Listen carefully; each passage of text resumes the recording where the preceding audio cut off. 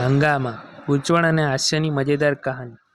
પાત્રો: અનંજલિ, રિમી સેન, નંદન, અફતાબ શિવદસાની, રાજા પરેશ રાવલ, રાધા સોમા આનંદ, તેજાબ હિરણદાની, ટીકુ તલસ્યાના, મિસિસ પાંડે શકુના કવત્રા. અનંજલિ એક નાની ગામની નાદાન છોકરી પોતાની નવી જિંદગી અને નોકરી માટે મોટા શહેર મુંબઈમાં આવે છે.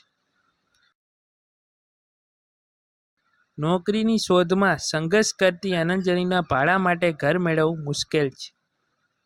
આ દરમિયાન નંદન, જેનો પણ મુંબઈમાં નવો જ અંડો છે, અનંજલિને મળે છે. બંનેને નોકરી મળવાની આશામાં એકબીજાને મદદ કરવા નક્કી કરે છે. અનંજલિ અને નંદન ભાડાનું ઘર મેળવવા માટે નકલી પતિ પત્ની બનાવવાનું નક્કી કરે છે. તેઓ રાજા અને રાધા પાસે ભાડે રહે છે. રાજા એક ઘમંડિયા વેપારી છે, જે હંમેશા પોતાની પત્ની રાધાની સાથે ઝઘડે છે. બંને એકબીજાથી ઊંડા પ્રેમમાં છે, પરંતુ ઘરના આળસ અને નંદન અનંજલિના નકલી પતિ પત્ની બનાવવાની વાતને કારણે અનેક ગૂંચવણો સર્જાય છે. રાજા અને રાધા નંદન અને અનંજલિના સાચા પતિ પત્ની માનતા હોય છે. રાજાની મજેદાર અને કડક પદ્ધતિઓને કારણે અનેક હાસ્યજનક પરિસ્થિતિઓ સર્જાય છે. નંદન અને અનંજલિના જીવનમાં મૂંઝવણો અને મિસઅન્ડરસ્ટેન્ડિંગ મકામ બેસે છે. આ બધું ખૂબ જ હાસ્યજનક બની જાય છે. એટલા બધા ગૂંચવણ અને હાસ્ય વચ્ચે તેજાબ હિરણદાની, મકાન માલિક, પણ આ ગૂંચવણમાં જોડાય છે. તેજાબને શંકા થાય છે કે નંદન અને અનંજલિના નકલી લગ્ન છે. તે બંનેને પકડવા પ્રયત્ન કરે છે, પરંતુ તેની કોશિશો હંમેશા નિષ્ફળ જાય છે. આથી વધુ ગૂંચવણ અને હાસ્યભરી પરિસ્થિતિઓ ઊભી થાય છે.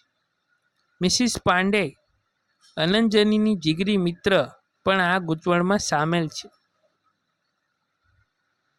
તે અનંજલિને મદદ કરે છે અને તેના સાચા પ્રેમનો રસ્તો બતાવે છે.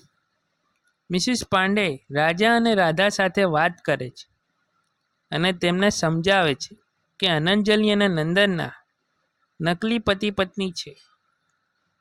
આ બધું જાણવા બાદ રાજા અને રાધા નંદન અને અનંજલિને માફ કરે છે.